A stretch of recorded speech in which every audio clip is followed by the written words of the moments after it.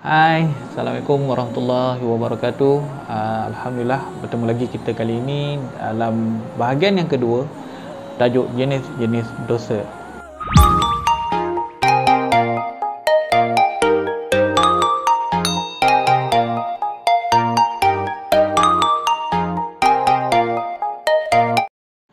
Adik-adik sekalian, sebelum kita nak teruskan kepada bahagian yang kedua, kita cuba ulang kaji sedikit perbezaan di antara dosa kecil dan dosa besar.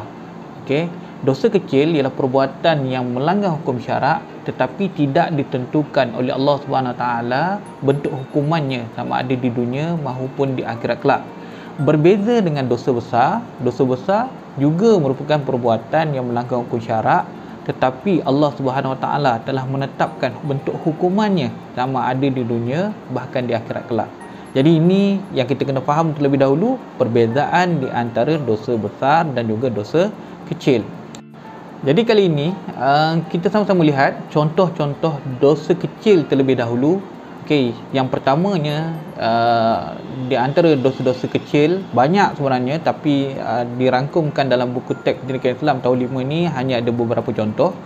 Dan yang pertamanya ialah kesalahan mengabaikan kebersihan diri juga dianggap sebagai perbuatan berdosa.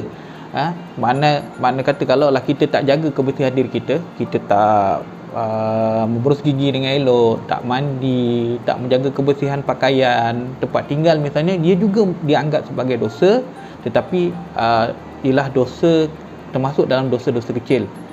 Namun sudah pasti segala yang Allah larang ini dia mempunyai mudaratnya. Seandainya kita sentiasa tak menjaga kebersihan, lama kelamaan dia akan membawa pada masalah yang lebih besar. Jadi walaupun dia dosa kecil tetapi hendaklah kita sama-sama jauhkan. Contoh dosa kecil yang kedua ialah bercakap perkara yang sia-sia. Bercakap perkara yang sia-sia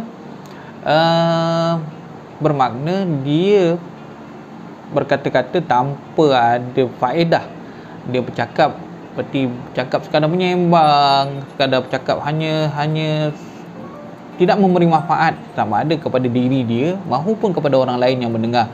Jadi seperti mana sabda Rasulullah sallallahu alaihi wasallam, cakaplah perkara yang baik, atau sekiranya tidak ada perkara baik yang hendak dicakapkan adalah lebih baik kita berdiam diri daripada kita bercakap. Kemungkinan perkataan tersebut boleh menyinggung perasaan orang lain, ataupun kita akhirnya orang terlalu banyak cakap, kadang-kadang dia boleh jadi orang yang suka menipu dalam percakapannya. Jadi elakkan banyak cakap, hanya berkata-kata perkara yang boleh memberi manfaat sama ada kepada diri kita ataupun kepada orang lain. Kesalahan seterusnya yang termasuk dalam dosa-dosa kecil iaitu perbuatan menconteng. Sama ada dia menconteng meja, dinding, buku teks, apa sahaja yang kita kata perbuatan tersebut dia boleh merosakkan ataupun dianggap sebagai vandalisme. Jadi ini dianggap sebagai salah satu daripada dosa-dosa kecil. Kalau kita tengok dalam paparan ada gambar dekat buku teks diconteng, padahal buku teks tersebut ialah buku pinjaman yang nanti akan digunakan oleh adik-adik yang lain. Sama juga dengan perbuatan menconteng tandas dan misalnya perbuatan menconteng dinding, apa sahaja yang boleh merosakkan ini dianggap sebagai perbuatan dosa-dosa kecil. Dosa kecil yang seterusnya, kalau kita tengok dalam paparan, perbuatan membawang, istilah membawang ataupun bawang ranger sebagainya, dia merujuk satu perbuatan yang tidak bagus, iaitu kita bercerita ataupun mengumpat hal orang lain. Jadi ini termasuk dalam perkara-perkara dosa-dosa kecil, iaitu bersangka buruk kepada orang lain. Kita lihat orang tu dia mungkin menayangkan gaya hidup agak mewah, lalu kita menuduh dia melakukan kesalahan-kesalahan. Ataupun kita lihat ada orang yang suka menderma dipaparkan di media sosial, kita mula judge atau hukum orang tersebut sebagai orang yang suka menunjuk-nunjuk dalam melakukan amal baik. Ini juga termasuk dalam dosa-dosa kecil. Contoh dosa-dosa kecil seterusnya ialah perbuatan melakukan pembaziran. Tidak kiralah pembaziran makanan ke ataupun pembaziran air, ataupun pembaziran apa sahaja pembaziran. Katalah dia dah ada kasut dah 10 dah, nak tambah lagi dengan lagi 5 pasang kasut lagi, sedangkan yang dipakai hanya satu. Ini juga termasuk perkara membazir. Ataupun pen Dia dah ada banyak dah pen pun, tapi dia nak beli lagi, tak guna pun. Akhirnya rosak begitu. Itu juga dianggap sebagai pembaziran. Baju sekolah anda kata masih lagi elok, maka bolehlah dipakai. Anda kata kita tak nak melakukan pembaziran, mungkin baju yang lama tadi kita boleh hadiahkan pada rakan-rakan yang lain yang kurang kemampuannya, supaya tidak berlaku pembaziran daripada baju tersebut dibuang begitu sahaja. Lebih baik dia memberi manfaat pada orang lain. Ingat, perbuatan membazir juga termasuk dalam perbuatan dosa. Perkara yang seterusnya ialah melihat perkara-perkara yang haram. Melihat perkara yang haram bukan bermakna kita lihat anjing misalnya, sebab anjing itu haram, kita kata lihat anjing haram. Bukan. Melihat perkara-perkara yang haram ialah melihat perkara-perkara yang boleh menaikkan nafsu kita, keinginan, syahwat kita, maka dianggap sebagai perkara-perkara yang haram.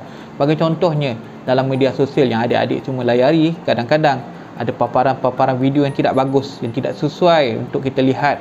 Contohnya orang yang tidak berpakaian sopan, misalnya orang yang melakukan perbuatan yang sumbang.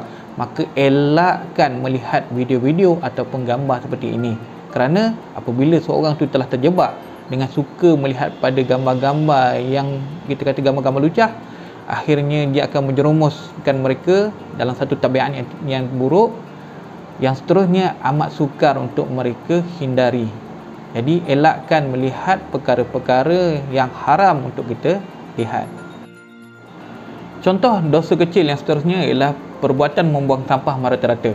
Mungkin kita rasa tak apa kalau kita buang sampah dalam kelas, nanti ada makcik cleaner yang akan tolong bersihkan. Ataupun mungkin hari ini bukan giliran kita, mungkin giliran kawan kita yang akan sapu sampah. Sebenarnya inilah satu sikap yang tidak bagus.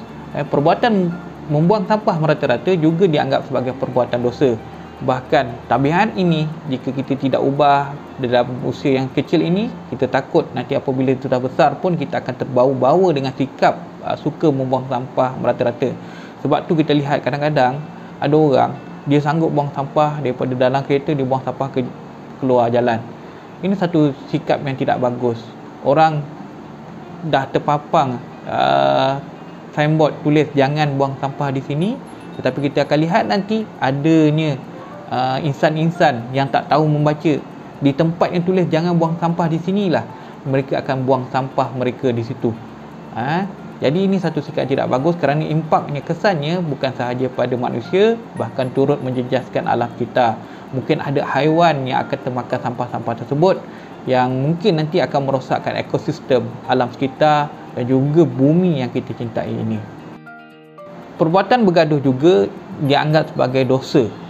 Ini kita kata gaduh bukan bertumbuk, gaduh mulut, mungkin gaduh berkelahi, bertekak dalam perkara-perkara yang remeh, misalnya berebut nak tengok cerita kartun apa, berebut alatan, berebut mainan misalnya. Perbuatan ataupun perbuatan bergaduh ini, berkelahi ini juga dianggap sebagai dosa-dosa kecil yang perlu kita jauhkan dalam kehidupan kita seharian. Yang seterusnya, dosa-dosa kecil yang terakhir, sebenarnya banyak lagi, tetapi apa yang dinyatakan dalam buku teks, yang terakhirnya ialah mendengar perkara-perkara yang melalaikan. Mendengar perkara-perkara yang melalaikan ini termasuklah kita mendengar cerita ataupun berita yang disampaikan kepada kita oleh rakan kita ataupun media, yang perkara tersebut tidak memberi manfaat pada kita, bahkan pada orang lain. Ini dianggap sebagai perkara melalaikan. Ataupun kita mendengar lagu-lagu yang mengandungi unsur-unsur ataupun liriknya mengandungi unsur-unsur yang tidak memberi manfaat ataupun yang mempunyai unsur-unsur lucah. Jadi perkara-perkara ini termasuklah perkara-perkara dosa-dosa kecil. Saya rasa cukup setakat ini sahaja untuk bahagian 2 jenis-jenis dosa. InsyaAllah kita akan sambung pada bahagian yang ketiga dengan tajuk yang sama pada video-video yang akan datang. Yang baik datang daripada Allah SWT, yang kurang, yang lemah itu datang daripada kekurangan dan kelemahan diri saya. Saya sudahi dengan wabillahi taufiq wal hidayah. Wassalamualaikum warahmatullahi wabarakatuh.